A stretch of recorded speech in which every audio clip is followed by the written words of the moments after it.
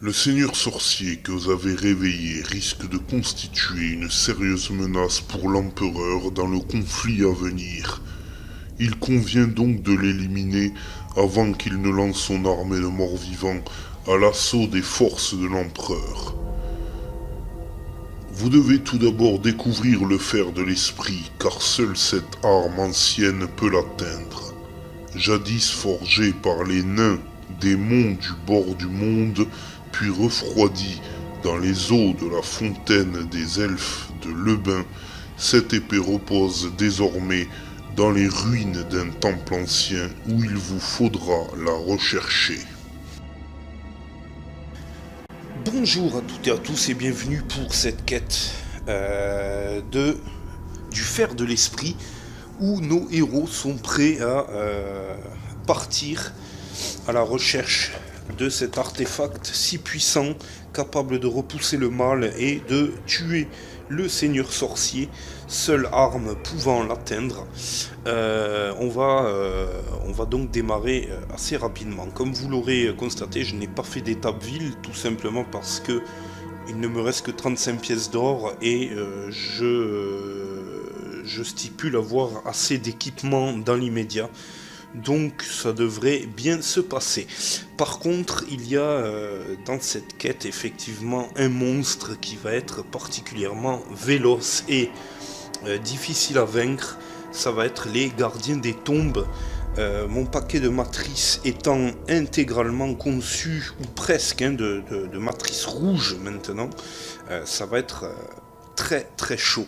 Alors j'ai plutôt intérêt de faire très attention aux capacités de chacun de mes héros et de m'en servir le plus possible parce que sinon je risque de ne pas aller très loin. Bien, donc nous allons commencer les amis avec le déplacement du nain. La porte s'ouvre bien entendu et le nain va se déplacer de ses seuls points de vie.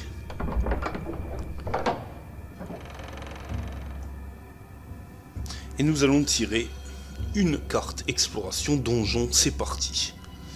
Nous tombons sur un couloir du plus simple effet, avec une porte au bout.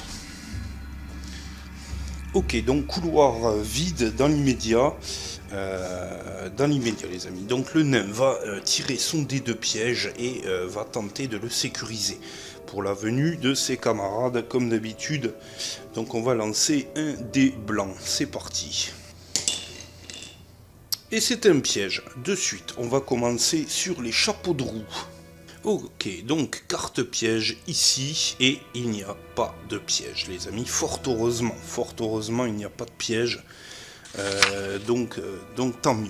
Ok, le nain qui va pouvoir sécuriser le couloir en l'occurrence et qui va trouver un ébouli. Le plafond s'effrite et malheureusement, voyez qu'il ne peut pas découvrir sur une recherche de piège l'ébouli qui va lui tomber dessus. Le plafond s'effrite puis s'effondre, lancez 3 dés blancs et perdez 1 PV pour chaque crâne obtenu. Placez la victime sur une case adjacente libre, sinon elle meurt. Très bien, donc vous voyez que ça commence mais très fort et que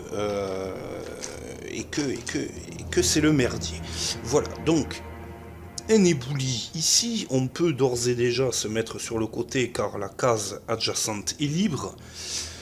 Mais on va tirer 3 dés blancs pour savoir combien de PV le nain va perdre d'entrée de jeu. C'est parti. Ok, fort heureusement, premier jet de dés fort avantageux puisqu'il n'y a aucun crâne ici. Tant mieux. Hein. Ok, alors cette quête m'a l'air particulièrement longue, autant que l'épreuve, mais par contre elle va être d'une difficulté accrue, même s'il n'y a pas de créature qui vous court après comme le Némésis, mais ça va être tendu. Allez, on continue donc, et c'est une sécurisation dans les règles de ce couloir. Ok, très bien. Le nain donc qui a arrêté son déplacement, on va faire intervenir le magicien qui va pouvoir s'avancer gentiment. 1, 2, 3, 4, 5. Ici, l'elfe 2, il a 6 lui. 1, 2, 3, 4, 5. Il va rester ici. Et le barbare, 1, 2, 3, 4, 5, 6, 7, 8, qui va venir devant ses petits camarades. Et ça va être déjà le tour de la piste d'événements pour avancer dans ce temple ancien qui, comme je l'ai dit, va être gigantesque. J'ai près de petite vingtaine de cartes exploration couloir, exploration donjon. Je pense qu'il y a de quoi faire. Donc piste d'événements, c'est parti, et c'est un bouclier, ça ne veut pas avancer. Voilà. Ok, nous en sommes là. Je pense que le barbare va s'avancer devant la porte ici avec 2 de déplacement et ouvrir celle-ci. Il va pénétrer dans le prochain lieu non exploré. C'est parti donc. Une pièce avec une porte et une carte matrice nous attend. Le barbare a donc pénétré dans cette pièce. Il nous faut encore tirer une carte matrice. Les cartes matrices tant redoutées puisque on est dans du rouge. Alors là on est dans du jaune, mais on va avoir donc 3 squelettes, 2 zombies, un guerrier du chaos et un gardien des tombes. Voilà, tout le joli monde est placé. On va, je pense, continuer directement sur le guerrier du chaos ici, histoire qu'il ne se réveille pas trop vite. Allez, c'est parti. Donc le barbare se met là. Il finit donc son déplacement ici et va attaquer le guerrier du chaos. Voilà.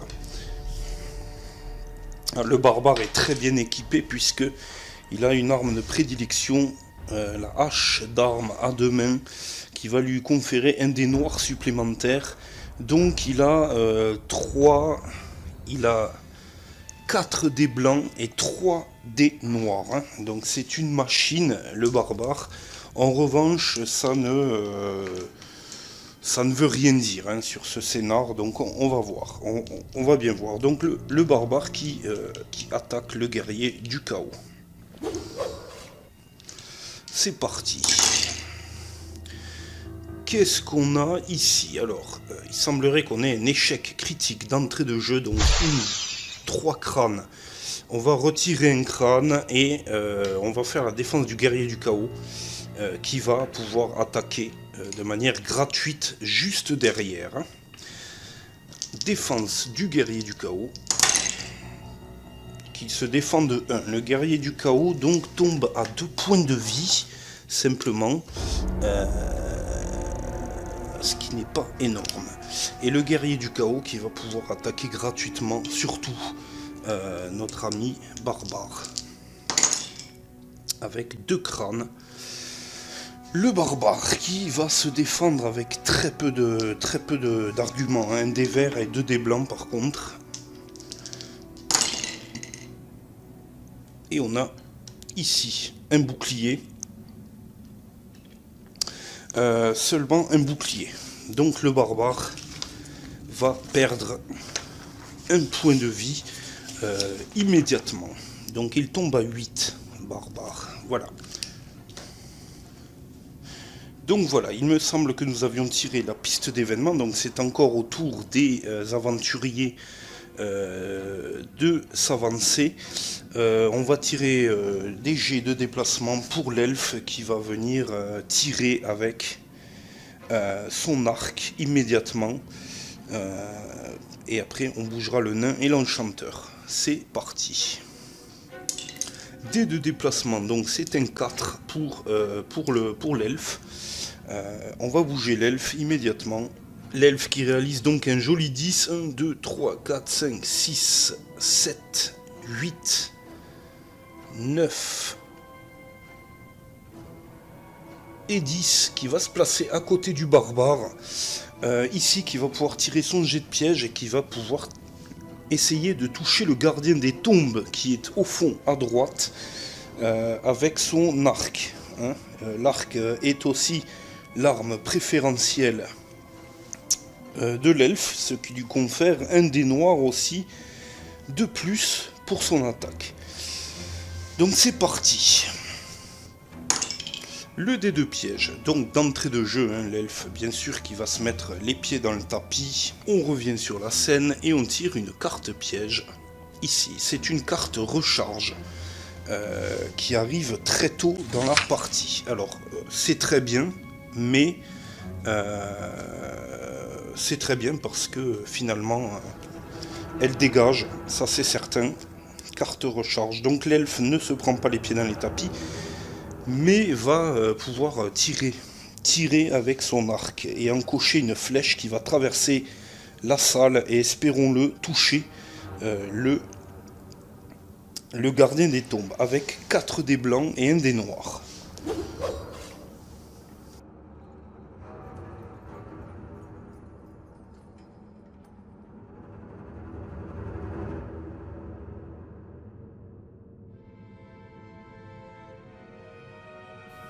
C'est parti donc, la tentative de l'elfe, c'est avec 3 crânes, donc c'est plutôt pas mal considérant la défense du gardien des tombes, c'est plutôt pas mal, gardien des tombes qui se voit se défendre avec 1 dé blanc et 2 dés violets, donc on va voir ça de suite, et qui ne se défend pas le gardien des tombes, et on va voir de suite d'ailleurs s'il se relève immédiatement. Il ne se relève pas, et ça c'est la très bonne nouvelle. Très bien, donc la flèche part et one shot le gardien des tombes, celui-ci ne daigne pas se relever, et c'est pour le moins une très très bonne nouvelle. Ok, on va tirer le dé de déplacement du nain et de l'enchanteur pour voir un petit peu ce qu'il en est. Allez, le nain va partir rejoindre ses camarades. 6 pour le nain, un joli 6. Il fait donc un déplacement de 14 puisque au niveau 2 il est à 8 points de vie. 1, 2, 3, 4, 5, 6, 7, 8, 9, 10. Il peut venir ici très largement et s'attaquer au zombie qui est devant lui. Ok. Dés de piège pour Monsieur le nain qui fait un crâne, donc il n'y a pas de problème pour lui, il n'y a pas encore de problème. Il n'y a pas encore de problème majeur. Et donc il va utiliser sa hache de combat pour essayer de taper le zombie. C'est parti, 19, pas loin. En tout cas c'est un geste très bien réalisé avec 2 crânes. Donc c'est pas mal. Donc nous avons 3 dés blancs pour la défense du zombie.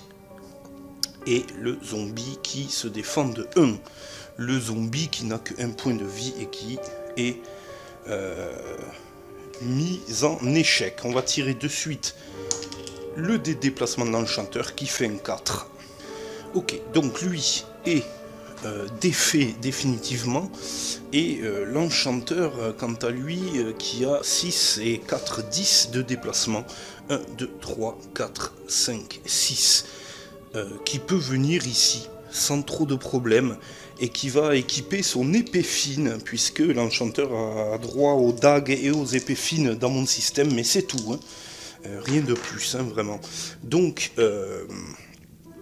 il va tenter sa chance après avoir tiré son dé de piège bien naturellement et avec 2 dés blancs et 1 dé vert tenter de rentrer dans le zombie comme il faut.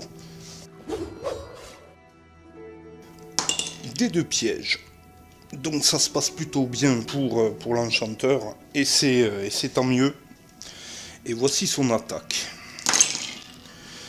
Qu'est-ce qu'il nous fait? Il nous fait rien, l'enchanteur ne fait rien du tout. C'est pas terrible du tout. 6 points d'esprit. On va peut-être en... Je vais utiliser un point d'esprit, il tombe à 5 et on va retirer tout. Ce serait dommage d'en rester là. Il ne fait que un crâne, hein, l'enchanteur. Hein. Que un crâne sur le zombie qui se défend. C'est parti, et qui ne se défendra pas justement, hein, à proprement parler. Très bien, le zombie est fini lui aussi, donc on a commencé à faire gentiment le ménage, ce qui est plutôt sympathique.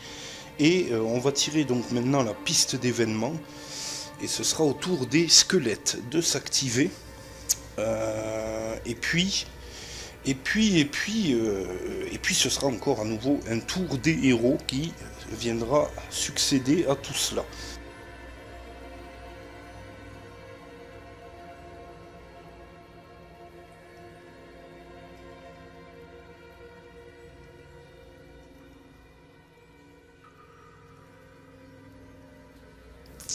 Piste d'événement, donc on a un bouclier et ça ne veut pas avancer les amis, mais on a déjà une piste de ciblage qui est acquise et c'est très bien. Donc les squelettes sur un bouclier, ils veulent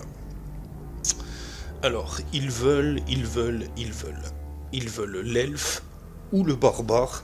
Donc on a un squelette déjà qui est au contact avec l'elfe. On en a un second qui peut venir ici, et on en a un troisième avec ses déplacements de 5, 1, 2, 3, 4, 5, qui ne va pas pouvoir aller bien plus loin, 1, 2, 3, donc il va rejoindre le barbare, ici.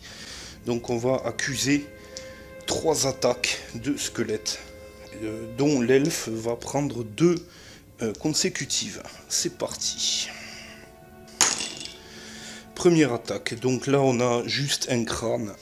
Ça va peut-être pas nous faire grand mal compte tenu de la défense qui est plutôt sympathique de l'elfe. Il a 2 dés verts et 2 dés blancs quand même, donc pour les 2 crânes, je pense que, enfin j'espère en tout cas que l'on va pouvoir se défendre raisonnablement. Hein. Réussite critique ici. Réussite critique les amis, avec un bouclier, donc on se défend parfaitement. Il n'y a aucun problème. C'est bien joué de la part de l'elfe, c'est super intéressant jusqu'à présent. Ok, deuxième squelette qui vient attaquer l'elfe et qui réalise un crâne à son tour. La défense de l'elfe avec 2 boucliers, et cette fois-ci c'est un échec critique, donc on enlève un bouclier. L'elfe qui est obligé de prendre un point de corps et qui va subir une attaque gratuite contre ce squelette puisqu'il a réalisé un échec critique sur sa défense. Ok, toujours les mêmes résultats, un crâne, la défense de l'elfe, qu'est-ce qu'il nous fait?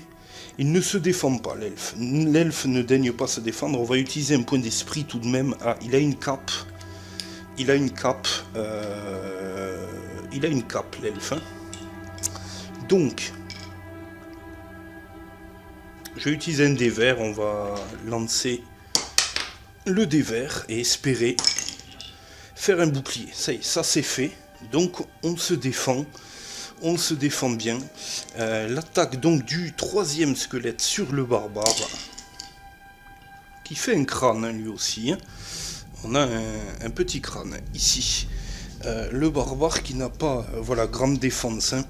Donc c'est parti. Et qui parvient parfaitement à se défendre avec 3 boucliers et même un 19 pour souligner le fait qu'il a parfaitement paré l'attaque du squelette. Ok, on se retrouve ici, c'est au tour des héros de s'actionner. On a quand même pris de suite, hein, l'elfe a pris déjà un point de vie, le barbare également, et l'enchanteur a utilisé déjà un point d'esprit. Donc dès la première salle, on voit que c'est pas de gaieté, c'est pas de toute gaieté que l'on commence cette quête. Hein. Le barbare donc va s'efforcer de taper le guerrier du chaos, et je pense que plus personne ne bougera étant donné la configuration, peut-être à part l'elfe qui s'écartera et qui devra tirer son dé de piège pour tirer à l'arc. Mais sinon, je pense qu'on est plutôt pas mal. Alors, l'attaque donc du barbare sur le guerrier du chaos, qui ne fait que 2 crânes. C'est pas terrible du tout, surtout que... attendez, ah mais il me manque un dé blanc là, hein, il me manque un dé blanc, donc on a déjà 2 crânes, et 3 crânes, ici. Donc c'est déjà mieux. Il me manquait un dé blanc, hein, il en a un d'origine, 3 avec la hache d'armes, et il a 3 dés noirs avec cette fameuse hache d'armes. 3 crânes, ce guerrier du chaos est déjà descendu à 2. Voyons voir s'il peut se défendre. Donc il se défend de 1 et prend 2 points de vie. Et d'ailleurs, sur le coup, j'aurais pu utiliser encore une capacité spéciale du barbare qui vise à retirer les dés au niveau 2. C'est une capacité barbare d'ailleurs, que ça s'appelle, qui me permettrait de retirer 2 fois les dés de combat contre un ennemi qui a 3 PV. Et de garder le meilleur résultat sans que cela ne me coûte un point d'esprit. Donc bon, ça s'est bien passé, fort heureusement. Cela dit, voilà, j'aurais pu quand même faire un petit peu mieux. Alors, ici, on va devoir déjà déplacer le nain et l'elfe de toute façon. Mais c'est l'enchanteur qui va essayer de s'exprimer en premier avec ses dés, pour voir s'il parvient à toucher le squelette.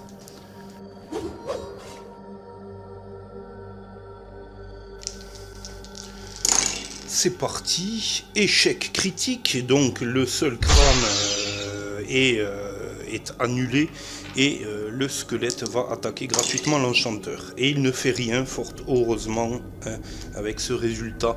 Alors qu'il fait une blancheur, il pleuvait, il faisait gris chez moi, et maintenant il y a un soleil qui éblouit complètement mon salon. Ça ne veut absolument rien dire, bien entendu.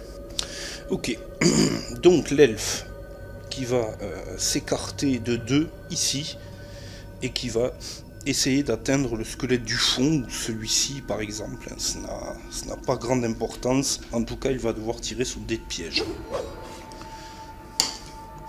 Et c'est un crâne, donc ça passe très très bien pour l'elfe. Allez, l'elfe décoche une flèche à travers la salle. 1, 2, 3, crâne, le squelette ne peut pas se défendre. Raisonnablement, cela ne va pas être possible. Alors, celui-ci disparaît. Et le nain, quant à lui, va venir ici pour frapper le squelette qui est juste à côté, quoi. Qui est juste à côté. Et il en restera un qui pourra éventuellement venir nous chatouiller. Hein. Donc voilà. Des 2 pièges pour l'ami nain qui possiblement tombe dans un piège. Son seul déplacement a réussi à déclencher peut-être quelque chose, et non. Fort heureusement, il n'y a rien du tout. On ne s'en plaindra pas trop, parce que si ça commence comme ça, je vais peut-être pas aller très très loin dans l'aventure. Hein. Alors, donc, disions-nous, il y avait un squelette à frapper, échec critique une nouvelle fois, pas de dégâts sur le squelette, et le squelette lui par contre qui va devoir attaquer gratuitement le nain. C'est parti, et qui fait 1, le nain qui est suréquipé en termes de défense, donc il a 4 dés blancs, il a un dé violet et 4 dés blancs et un dé vert. Voilà, donc voilà, c'est la défense du nain, c'est parti. Voilà. Donc il n'y a pas de problème, on se défend avec 2 boucliers ici, il n'y a pas de souci. Piste d'événement, et c'est au tour des squelettes. Et c'est un crâne. Petite piste d'événement donc qui avance cette fois-ci, et sur un crâne évidemment, nos amis les squelettons veulent le barbare. Donc ils se déplacent tous les 2 sur le barbare comme ceci, et on va voir ce qu'ils vont bien pouvoir faire à notre barbare favori et sa culotte de peluche. Premier squelette, donc c'est parti. c'est un crâne. C'est pas une attaque tonitruante. 2 dés blancs, 1 dé vert pour le barbare. C'est parti, à la défense. Qui ne se défend pas, hein, le barbare qui ne veut pas se défendre, malheureusement. Donc, le barbare tombe à 7 points. Je vais acquiescer, parce que trop peu de points d'esprit. Second squelette, qui attaque également avec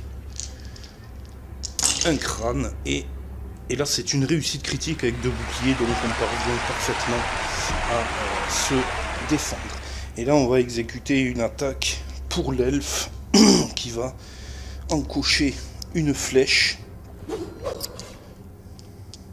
C'est parti. Il fait 2 crânes simplement, c'est pas énorme, et les squelettes qui se défendent avec 2 dés blancs qui ne se défendent pas. Voilà, le soleil a un peu disparu. Pour le coup, l'elfe a décoché une flèche ici, et c'est ce squeletton qui en a fait les frais. Le barbare peut frapper, hein, pourquoi s'embêter? Le barbare peut frapper, et à chaque fois c'est tellement de dés pour le barbare que je m'en mêle les pinceaux, hein. Donc on a 3 dés blancs et 3 dés noirs, hein, c'est ça. Voilà, il faudrait que ça rentre. Et même 4 dés blancs puisqu'il y a le bracelet d'urgent. Voilà. Avec ça on devrait faire le café.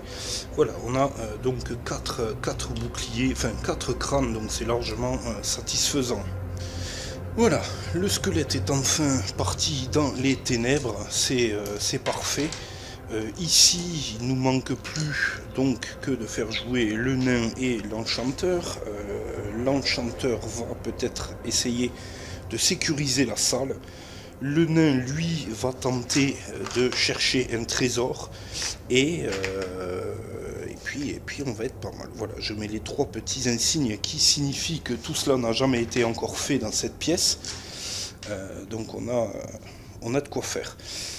On va donc tirer une carte piège pour l'enchanteur, c'est parti, et qui sécurise de suite les lieux. Donc on enlève le crâne ici, le lieu est sécurisé. Et en ce qui concerne le nain, on va tirer 2 cartes trésors pour nous permettre de trouver quelque chose d'intéressant. Et nous avons un monstre errant ou un maigre butin.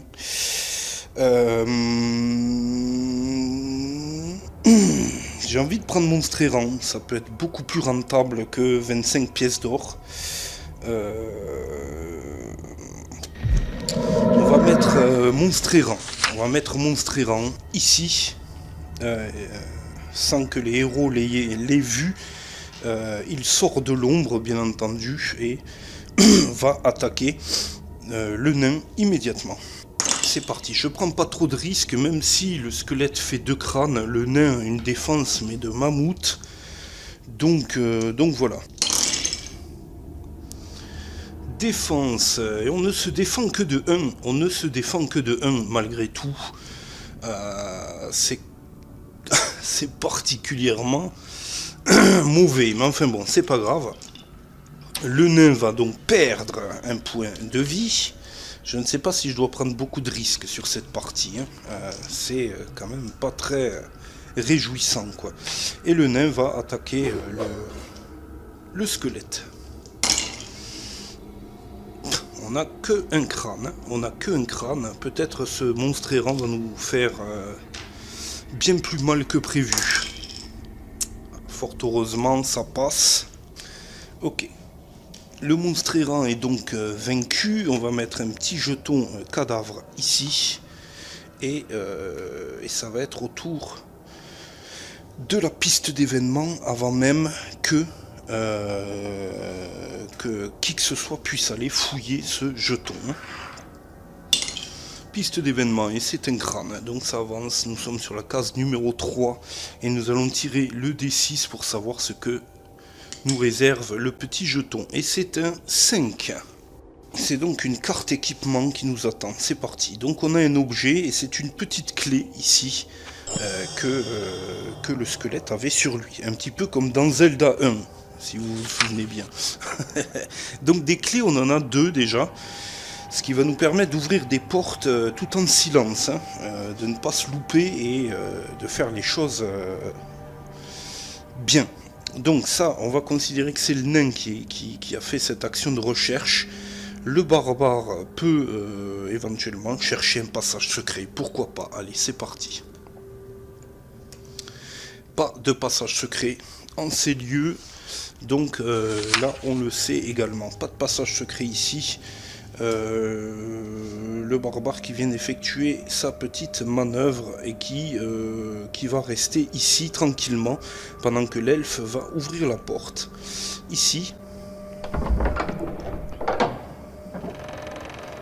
Et pénétrer dans le nouveau lieu.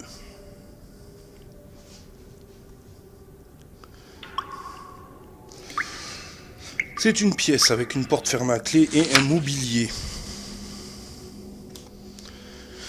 Une très grande pièce vide, apparemment. On va tirer une carte mobilier et c'est le coffre numéro 1 qui se présente à nous. Donc je place ceci. Voilà, il est quasiment à portée, donc l'elfe peut même venir ici et finir son déplacement devant le coffre et peut même le fouiller parce qu'il est à portée de main. Donc le coffre numéro 1, avant de l'ouvrir d'ailleurs, parce que je ne le fais jamais, et je ne sais pas si vous le faites, mais il faut tirer une carte piège, les amis. Et nous avons un ébouli. Ce coffre était piégé.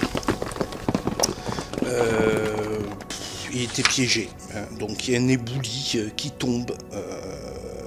Voilà. Il y a un ébouli qui tombe et qui nous tombe dessus d'ailleurs. Et ça, c'est pas la bonne nouvelle, hein, bien entendu. Donc on va tirer 3 dés blancs pour chaque crâne obtenu. On perdra un PV. Et voilà.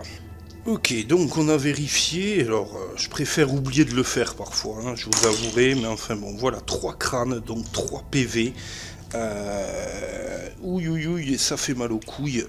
On va peut-être utiliser un petit point d'esprit pour retirer tout ceci. Parce que là, c'est full damage. Et ça ne va pas. Là, ça va déjà beaucoup mieux. Donc, c'était pas une perte de point d'esprit tout à fait incohérente. On ne perdra qu'un point de vie. On tombe quand même à 4. Mais c'est déjà beaucoup mieux, quoi. Donc, l'elfe, nous disions... Que disions-nous? Coffre à trésor numéro 1. Alors, ce coffre à trésor en bois tombe pratiquement en poussière lorsque vous relevez son couvercle. À l'intérieur, vous découvrez une bourse qui contient des gemmes précieuses pour une valeur de 200 pièces d'or. Ça fait toujours plaisir, j'ai envie de vous dire, donc on va noter les 200 PO.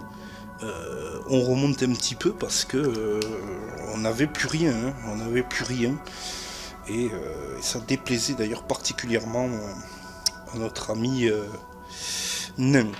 Ok, donc on va retirer un dé blanc parce que l'elfe lui n'a pas tiré ses jets de piège ici, mais avant on va faire rentrer le nain. 2, 3, 4, 5 et 6, le nain va se mettre ici et va tirer aussi ses dés de piège. C'est parti. Dés de piège pour l'elfe déjà pour commencer, et c'est un crâne. Ça se passe bien et le nain, il parvient également à ne pas se planter dans un piège. Ok, donc on a... j'ai oublié de mettre l'ébouli qui est tombé sur l'elfe, hein. On va le mettre sur la cage adjacente ici.